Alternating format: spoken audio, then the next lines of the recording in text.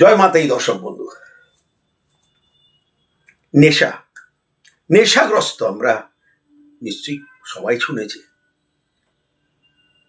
যখন কোনো একটা মানুষের হ্যাবিট যখন অতি হয়ে যায়, অতিরিক্ত হয়ে যায়, তখন সেটা একটা নেশা হয়ে দাঁড়িয়ে যায়। তখন তার জন্য অনেকরা বলেন এটা লিমিটে করা ভালো সবকিছু। সেই লিমিট যখন মানুষ ক্রস করে তখন সে নেশাগ্রস্ত হয়ে যায়। দর্শক, যখনই একটা জাতক বা জাতিকা নেশাগ্রস্ত হয় তার ছকের মধ্যে দেখবেন মঙ্গল আর শুক্রের কিন্তু একটা মেলবন্ধন, কানেকশন, দৃষ্টি সবসময় দেখবেন দর্শক বন্ধু। এবং সেটা যদি খুবই শক্তিশালী হয় ওর ছকের মধ্যে, ওদের ছকের মধ্যে, তাহলে কিন্তু সেই নেশা থেকে তার বেরোনো অসম্ভব হয়ে যায়।